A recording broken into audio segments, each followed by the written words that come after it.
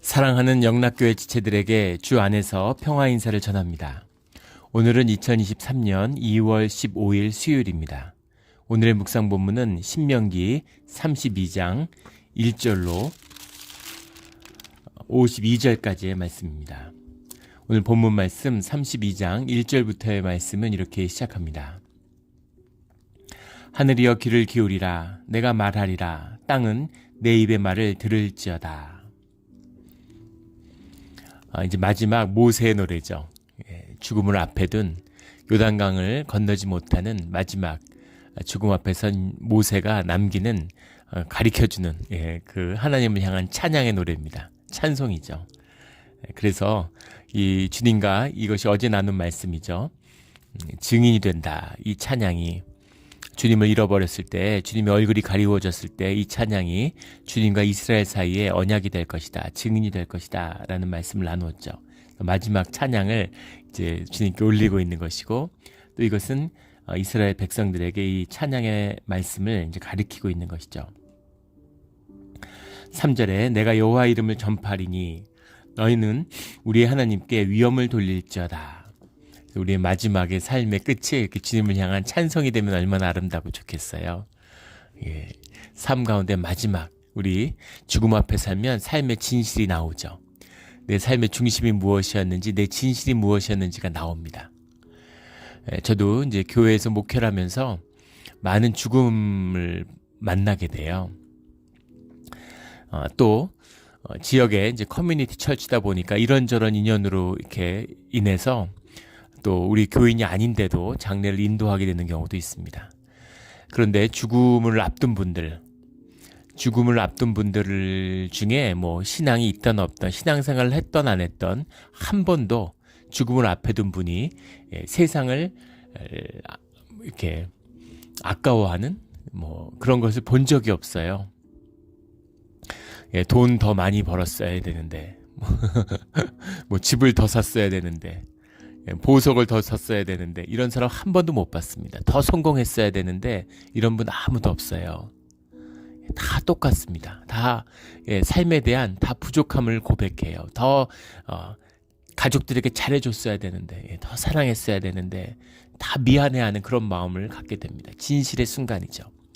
그런데 그런 후회와 연민으로는 되지 않는다는 겁니다. 그 중심 가운데 주님을 향한 찬양이 나와야죠. 주님을 향한 말씀이 나와야 되는 겁니다. 그게 내 중심이 되는 자들이 주님과 연합할 수 있는 거예요. 주님께 돌이킬 수 있는 겁니다. 그 진실한 때에 주님 앞에 찬양이 나오는 우리의 삶의 진실, 중심이 되기를 주의 이름으로 축원합니다. 3절에 내가 여호와 이름을 전파하리니 너희는 우리 하나님께 위엄을 돌릴지어다. 위엄이라는 말이 이제 고델이라는 말인데, 위대함, greatness라는 거, 위대함. 이 모세가 전하는 말씀 가운데 나오는 표현이죠. 뒤에는 잘 안 나와요. 모세의 표현 가운데 잘 나옵니다. 위엄, greatness, 위대함이죠. 위엄 이렇게 있는데 위대함입니다. 주님께 위대함을 돌릴지어다. 고델이란 말이고, 돌리다라는 말이 우리 뭐 이제 신앙 가운데 많이 쓰잖아요. 신앙인들이 주님께 뭐 감사를 돌린다, 은혜를 돌린다. 하부라는 말이죠. 하부라는 말이 뭐 영어로 to give, 준다는 말이에요. 우리 하나님께 위엄을 돌릴지어다라는 말이 유대인들이 많이 하는 말입니다. 에크라, 하부, 고델, 엘로헤누 이렇게 외치고, 우리가 할렐루야 이렇게 하는 것처럼 유대인들이 에크라, 호부, 고델, 엘로헤누 이렇게 부르는 건 주님은 위대하시다 이런 말입니다. 에크라라는 게 내가 선포한다, I proclaim 이런 거고, 하부라는 게 우리 앞에 나왔던 것처럼 to give, 뭐 ascribe 이렇게 드린다 이런 말이고, 고델 greatness, 엘로헤누라는 게 이제 our God이죠. 엘로하의 이제 복수 소유격입니다. 우리 하나님께, 우리 하나님은 위대하시다 이제 이런 말이죠. 우리 하나님은 위대하셔, 계속 이걸 외치는 겁니다. 이렇게 주님을 높이는 거예요. 찬성하는 겁니다. 주님은 위대하신 분입니다. 이렇게 주님을 높이는 것이죠. 주님을 높이는 것이 우리가 존귀해지고 높아지는 비밀입니다. 주님을 높이면 우리가 높아져요. 나를 높이면 내가 낮아집니다. 세상에 속아서 우리가 자꾸 나를 높이려고, 우리가 주님의 형상에 따라 만들어졌기 때문에 우리 존재의 존귀함을 느껴요. 우리 종교가 위대함을 느낍니다. 높아지고 싶어요. 귀함을 받고 싶습니다. 그런데 주님이 어떻게 귀함을 받는지, 어떻게 존귀해지는지를 예수님이 인생을 통해서 그대로 우리에게 보여주셨죠. 낮아질 때, 섬길 때, 그럴 때 우리가 높아지는 거예요. 주님을 섬기고 주님을 높이면 우리가 높아집니다. 내가 높아지려고, 내 거짓자, 내 에고를 높이려고 그러면 점점 더 낮아지죠. 하도 이제 세상에 이게 악하다 보니까 나르시스트 이런 일들 점점 많아지죠. 나르시스트가 뭐예요? 나르시스코스인가요? 그 히랍 신화에 나오는 이야기죠. 자기 자신에게 반해가지고 강물 속에 비친 자기 자신에게 완전히 빠져들어서 자기 자신을 사랑하는 거예요. 나를 사랑하는. 나르시스트들을 만나면 처음엔 매력적인 것 같습니다. 자신감이 넘치잖아요. 자신감이 넘치고 누군가에게 끔찍하게 잘해줘요. 왜냐하면 자기를 높이는 자기의 일부로 만들어야 되니까. 나르시스트에게 넘어가면 인생이 황폐화되는 거죠. 안 좋은 건 뭐냐면 자기 자신에게 반했는데 자기 자신의 에고라는 걸 자기가 만든 거짓이잖아요. 근데 나르시스트란 건 뭐예요? 그 에고를 아주 세상에 없는 귀한 것으로, 세상에 없는 거짓으로 만들었다는 거죠. 그리고 그걸로 자기를 속였다는 건데 자기가 거기에 속아 넘어간 거예요. 근데 실제는 뭡니까? 나르시스트일수록, 에고가 높은 사람일수록 더 열등감이 심하고 더 비참하죠. 왜냐하면 몸으로 알잖아요. 나는 그런 사람이 아니라는 걸. 그러니까 그걸 확인하고 그것을 정당하기 위해서 주변 사람들을 삶을 끌어들이고 사람들을 자꾸 묶으려고 그러고 자기를 인정하라는 거죠. 그리고 그 사람들이 자기를 주장하고 인정해 준다고 믿기 때문입니다. 그런데 에너지를 무지하게 쓰는 것이죠. 그런 사람들은 주변의 사람들을 모두 황폐하게 만들어요. 그 사람 그 거짓을 다 인정해 줘야 되는 거잖아요. 거기다가 그렇게 관계가 맺어지면 자기 자신에 대한 분노, 자기의 부족함, 자기의 열등감, 이것을 향한 분노를 자기를 인정해 준 사람들, 보잘것없는 사람들이죠. 자기에게 속한 사람들이잖아요. 그런 사람들에게 투사하는 거죠. 그래서 아빠 엄마가 나르시스트면 자식들 쑥대밭 되는 겁니다. 가정이 쑥대밭 돼요. 남편이, 부인이 나르시스트면 부부가 삶이 다 메말라 버리는 거예요. 다 말라버리는 겁니다. 비참한 것이죠. 비참한 것이에요. 이런 비참함, 자기가 자기를 높이려고 안간 힘을 쓰는, 그럴수록 점점 더 비참해지는 거죠. 우리 나의 나됨, 주님 안에서 나의 나됨을 은혜로 받아서 나의 존귀함을 누리며 살아가는 그런 진짜 삶을 사는 생명이 되기를 주의 이름으로 축원합니다. 10절에 가면 옛날을 기억하라, 역대 연대를 생각하라, 내 아버지에게 물으라, 내 어른들에게 물으라. 중요한 말씀이죠. 기억하라. 항상 성경에 나오는, 두려워하지 말라 다음으로 많이 나오는 기억하라. 주님과의 관계를, 내가 누구인지를 기억하라. 그리고 아버지에게 물어야 되는 것이죠. 이 기도예요. 주님에게 정당한, 합당한 질문을 드리는 것, 이것이 주님을 향한 기도입니다. 이 질문을 주님이 기다리시는 거죠.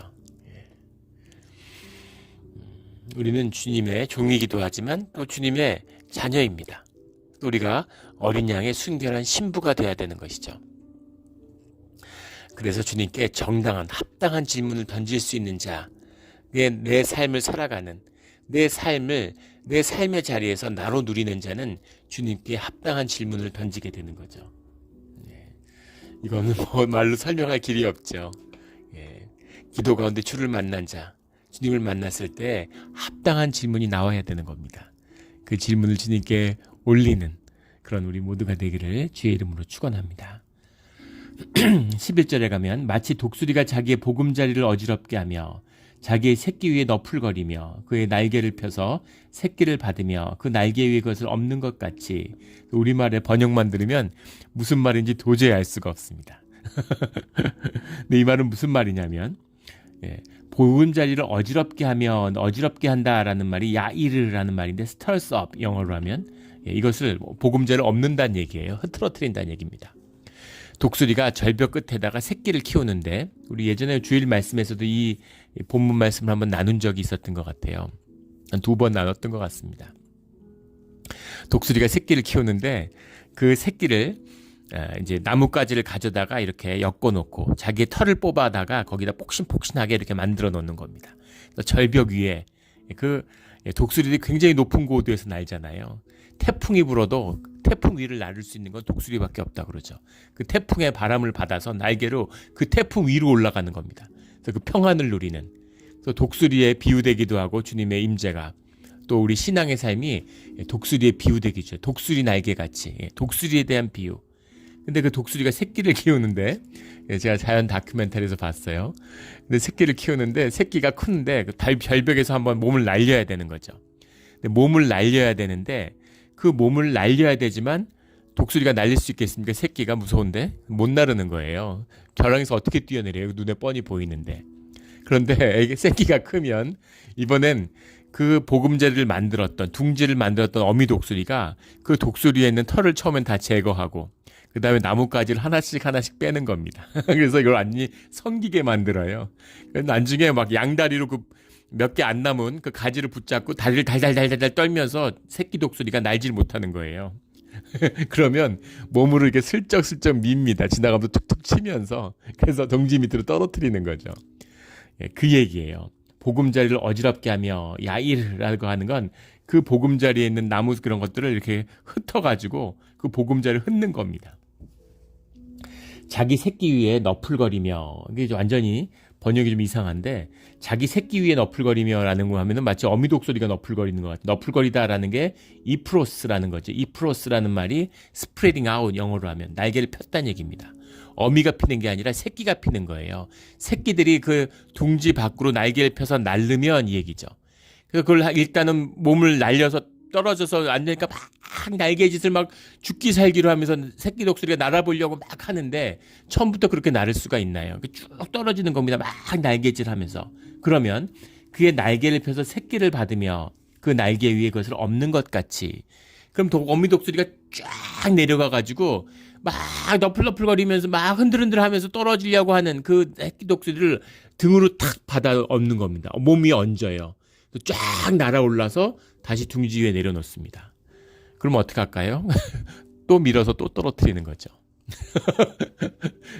가지가 성겨질 때 몸을 날려야 되는데, 그게 이제 그렇게 안 되는 거예요. 그래서 이렇게 떨어지는 거죠. 그래서 막 힘들어하면 또 받쳐서 쫙 올라가고, 그걸 이제 반복하다 보면 어느 순간 날게 되는 겁니다. 이것이 우리의 인생이죠. 우리가 날아올라야 돼요. 믿음으로, 신앙으로 주님과 함께 날아올라야 됩니다. 무서워서 못 나르죠. 집이라도 한 칸 있으면 이사할 엄두가 나겠습니까? 직장을 바꾸고 한번 생각해 사업을 바꾸고. 이게 생명의 힘이 있고 믿음이 있어야 할 수 있는 일입니다. 다 세상에 눌리고 힘이 없어서 그냥 편안하게 그냥 조용히 빨리 먹고 살다가 아프지 않게 죽었으면 다 이런 거잖아요. 삶의 안일함, 거기 젖어 있는 거죠. 독수리 둥지안이 얼마나 좋아요. 따뜻하고 엄마의 그 품속에 있는 것처럼. 거기서 계속 있고 싶은데 등치가 점점 커져가는 거죠. 그럼 날라야 되는 겁니다. 날기 위해서 둥지에서 떨어뜨려요. 새끼를. 하나님이 우리에게 하시는 일이죠. 고난과 환난 가운데 우리를 밀어내시는 겁니다. 우리를 세상에 보내신 뜻이에요. 세상에는 실패하면 큰일 나는 것처럼 얘기합니다. 성공만을 높이죠. 그런데 계속 성공한 사람은 그게 삶을 헛산 거예요. 뭔가 삶의 길을 잃은 겁니다. 세상에 성공하라고 보낸 게 아니라 실패하라고 보냈어요. 실패하고 좌절하고 절망을 통해서 주님께 의지하는 법을 배우는 것입니다. 주님의 임재하심을 깨닫게 되는 거예요.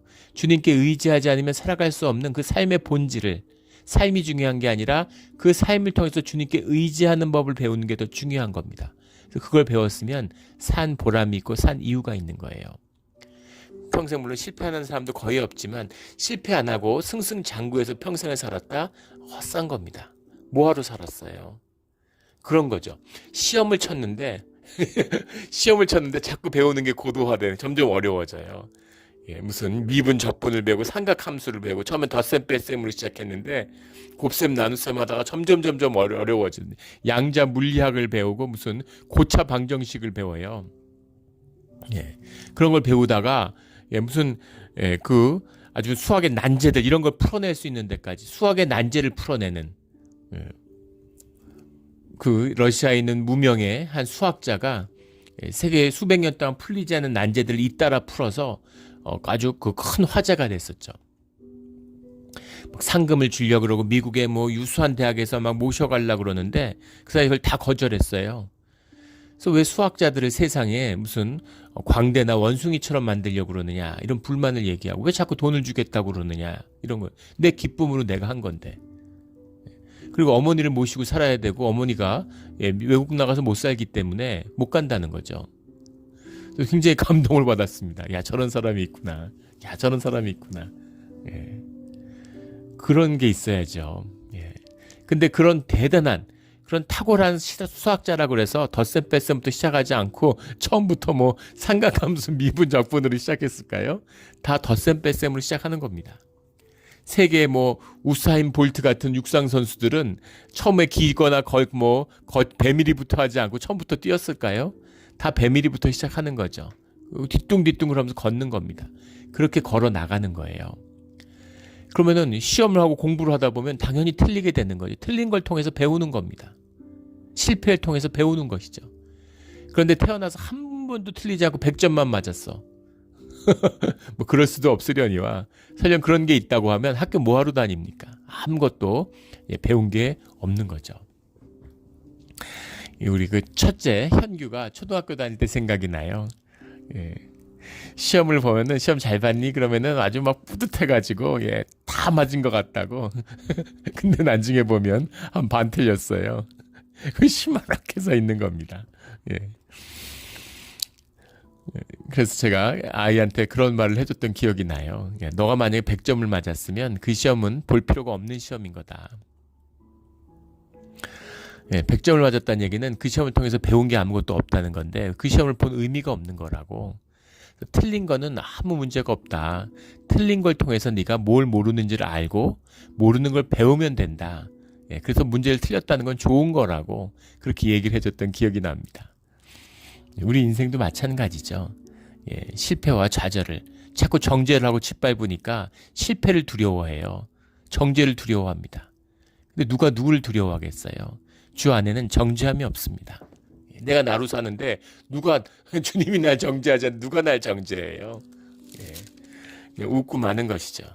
내가 나의 나됨의 자유함, 나의 나됨의 은혜로 살아가는 거예요. 이것이 오늘 나오는 이 독수리의 새끼의 이야기입니다. 그럼 실패하면 죽었느냐? 그렇지 않죠. 잘 살잖아요. 주님이 탁 받쳐서 바닥에 떨어져서 머리 깨지기 전에 다리 부러지기 전에 탁 받쳐서 죽기 전에 가끔 뭐 머리가 깨질 수도 있고 다리도 부러지는 경우도 있겠죠. 그런데 죽지 않을 만큼 해서 다시 살아가게 하시는 거예요. 그래서 결국 남는 것은 그릇에 담는 내용이 아니라 그릇에 담는 건 썩잖아요. 그릇에 담는 건 흘러가는 것이죠. 중요한 것은 그릇입니다. 그래서 귀하고 견고한 주님의 그릇을 만드는 거죠. 주님의 축복을 영원히 담는 존귀한 견고한 그릇으로 자라나는 우리의 생명이 되기를 주의 이름으로 축복합니다. 이 11절의 말씀이 은혜로운 말씀이죠. 성경 말씀 가운데 제가 붉은색으로 작게 거놨어요. 귀한 말씀이기 때문입니다. 말씀을 마음에 새기는 우리 모두가 되기를 주의 이름으로 축원합니다. 15절에 그런데 여수른이 기름짐에 발로 찼도다. 내가 살찌고 비대하고 윤택함에 자기를 지신 하나님을 버리고 자기를 구원하신 반석을 업신여겼도다.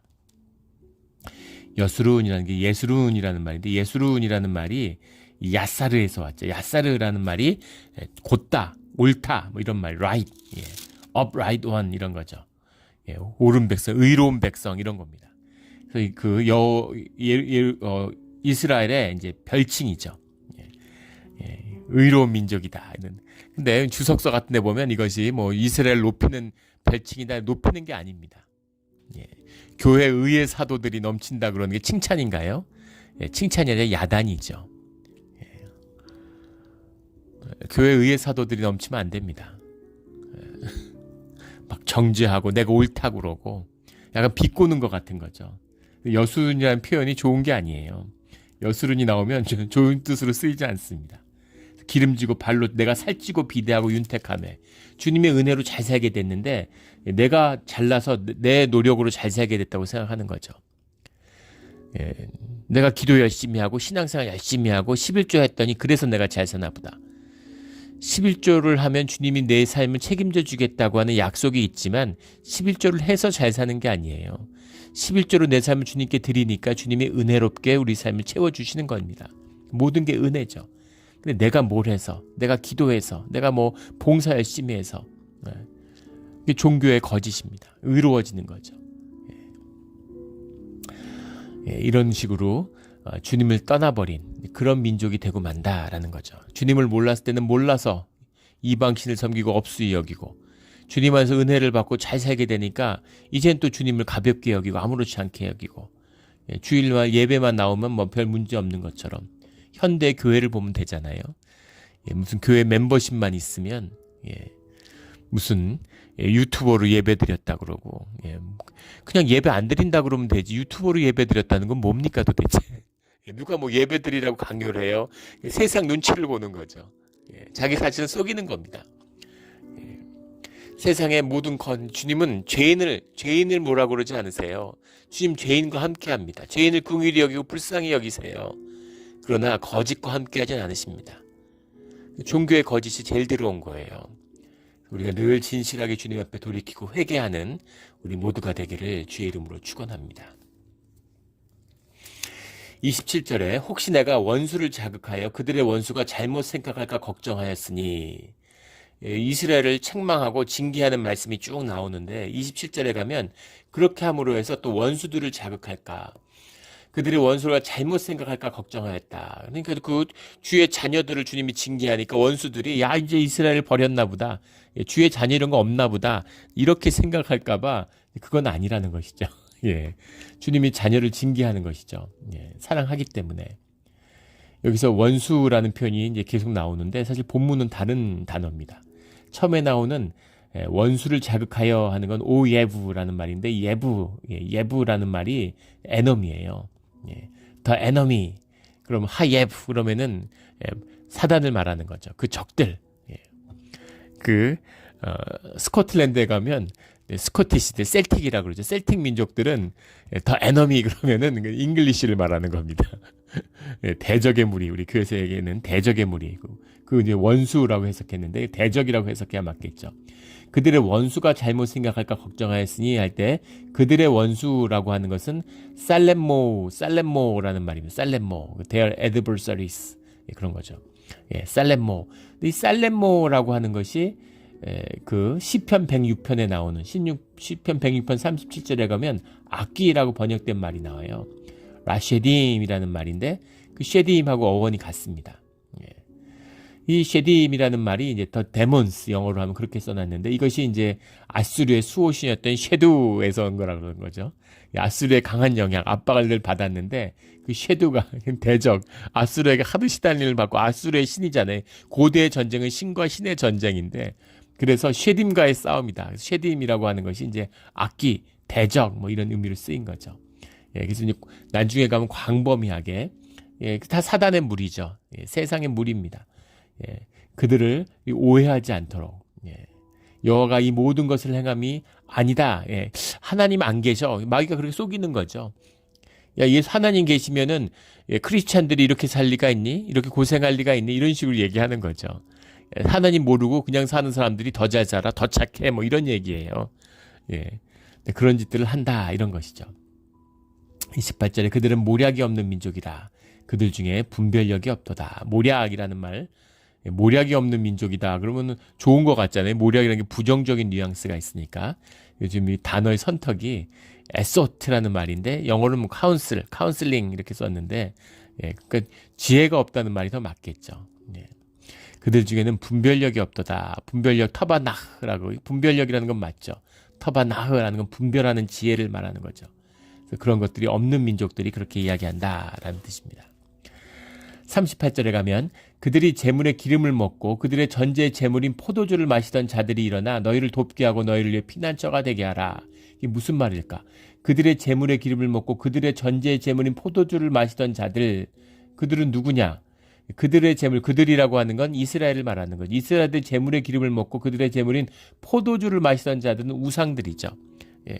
너희가 환난과 어려움을 당할 때 하나님의 임재가 사라지고 하나님의 얼굴을 가리니까 세상에 막 두드려 맞는 거죠. 뭐 장벽이 치워졌는데 성벽이 치워졌는데 처음부터 세상에 속했던 자들보다 하나님께 속했다가 하나님을 잃어버린 자들이 세상에서 더 비참해지죠. 가만두겠습니까? 막 짓밟는 거예요. 그 짓밟음을 담을 때 너희들이 우상한테 얘기해봐. 너가 하나님을 버리고 우상 숭배했던 그 우상들에게 도와달라고 그래. 그 얘기죠. 그 사람들이 피난처가 된다는 얘기가 아니라 그렇게 피난처가 되게 해봐. 될 리가 없다는 거죠. 우상이 뭐예요? 결국 내 에고가 만들어낸 거짓이잖아요. 나를 섬기고 나를 좋게 하는데 우상을 갖다 대는 게 종교잖아요. 내가 만든, 나를 편하게 하고 나를 위로하고 내가 좋아하는 방식으로 나에게 맞는, 하나님을 경배한다 그러면서 하나님도 살아계신 하나님이 아니라 우상으로 만들어 놓은 거죠.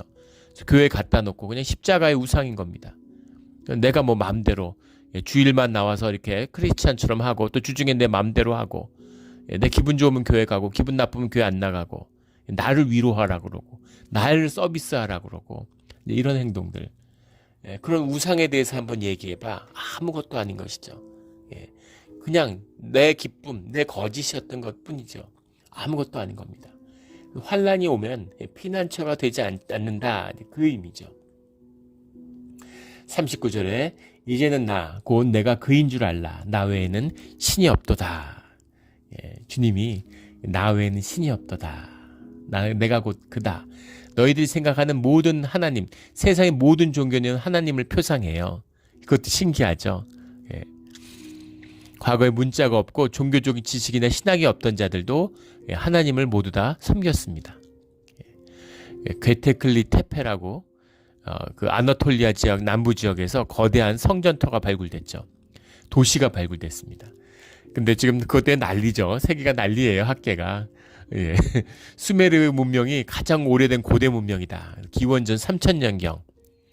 기원전 30세기가 인류의 기원의 문명의 시작이라고 봤는데 이거는 13,000년에서 10,000년 사이에 일궈진 그런 문명이다라는 것을 확인됐죠. 기원전 100세기예요. 근데 그때 거대한 신전을 만든 겁니다. 국가가 있고 농경을 해가지고 종교가 생겨난 줄 알았는데 그게 아니죠. 종교가 있고 신전이 있기 때문에 사람들이 군집을 하고 농사를 짓고 나라를 만든 거예요. 모여서 계속 일을 하고 성전을 지어야 되니까 거기에서 농사를 지을 수밖에 없는 것이죠. 역사가 반대라는 걸 알게 된 겁니다. 그런데 마음속에 무언가가 있는 거죠. 하나님이 살아계시고 하나님이 역사한다는 걸 아는 거예요. 하나님을 모르는 그런 종교가 어디 있으며 그런 사람들이 어디 있습니까? 다 알아요. 거짓되이 섬기고 하나님의 존재를 지금은 이제 그 우상을 무슨 민족이나 국가로, 이념으로, 돈으로 이렇게 바꾸니까 마치 하나님이 없는 것처럼 생각하지만 누구나 삶을 실제로 살아본 사람들은 삶 속에 보이지 않는 숨어있는 신적인 것이 있다는 걸 알게 됩니다. 그래서 하나님을 표상할 수밖에 없죠. 또 하나님의 형상에 따라 만들어졌기 때문에 영이 있기 때문에 영을 추구하고 하나님을 추구할 수밖에 없어요.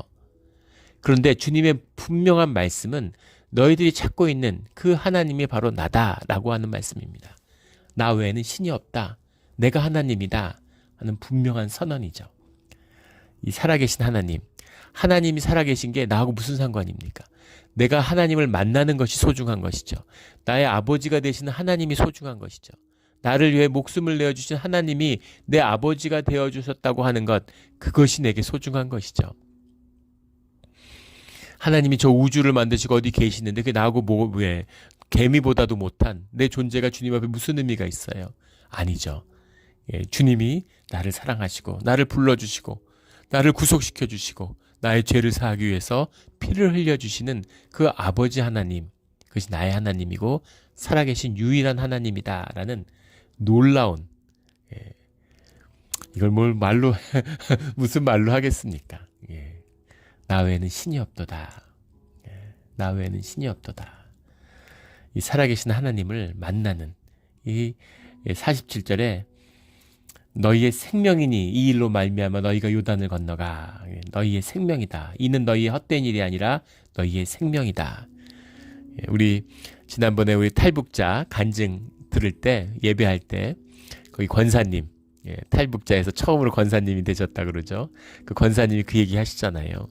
북한에서 계속 말씀 총하다 뭐 김일성 선집 읽고 뭐 김일성 가르침에서 맨날 모여서 그것만 하다가 그다음에 무슨 자기 반성하라고 그러고 또 나와가지고 맨날 그 자기 반성한다고 자기 자아 비판하고 그거 하다가 그게 싫어가지고 탈북했더니만 교회에서 도와주고 교회가 좋아서 나갔더니 교회에서 맨날 말씀 뭐 암송하라고 그러고 말씀 배우라고 그러고 회개하라고 그러고 그래서 북한에 묶여있는 게 싫어서 나왔는데 똑같은 걸 하고 있다고 너무 그게 속상하고 원망해서 나는 왜 이런가 이러고 막 울면서 이제 다신 교회 나오지 말아야지 그랬다고 그 고백하시잖아요. 근데 그 순장 하시는 분이 권사님이 한테 막 그런 걸 갖고서 서운한 얘기를 해도 아무 답을 안 하고 정말 좋은 분 만난 거죠. 하나님의 은혜죠. 아무 얘기 안 하고 같이 울기만 하셨다고 매일 도시락 싸다 주시고 보살펴 주시고 그게 신앙이죠. 그게 사랑입니다. 그분의 삶을 아프게 받은 거잖아요. 애통하는 심령에서 하나 된 거죠. 아파하는 겁니다. 아파하는 것이죠. 사랑이 뭐냐? 상대방이 최악일 때 기다려주는 겁니다. 상대방이 아플 때 기다려주는 거예요. 이게 사랑입니다. 뭐 하나님이 어떻고 막 머리로 제자교육 뭐 온갖 책들을 읽고 이래가지고 뭐 그냥 막 신학을 펼쳐요. 하나님은 이런 분이고 뭐가 이런 분이고 이러고 막 그런 신학적으로 변증을 하고 그런 건 종교인들 목사들이 하는 걸로 충분하잖아요. 소중한 중심 너희의 생명이니 말씀과 더불어 사는 것은 생명의 이야기입니다. 살아있는 얘기예요. 삶의 이야기입니다. 진짜 믿음, 진짜 신앙으로 삶을 일구어내는 그런 우리의 믿음의 자리, 신앙의 자리가 되기를 예수 그리스도 이름으로 축원합니다. 아멘. 기도드리겠습니다. 하나님 아버지 감사합니다. 은혜의 주님, 우리가 늘 배부르고 풍요해서 주님을 잃어버립니다. 그러나 우리의 삶의 모든 것이 주님의 은혜였음을 다시 한번 주님 앞에 고백합니다.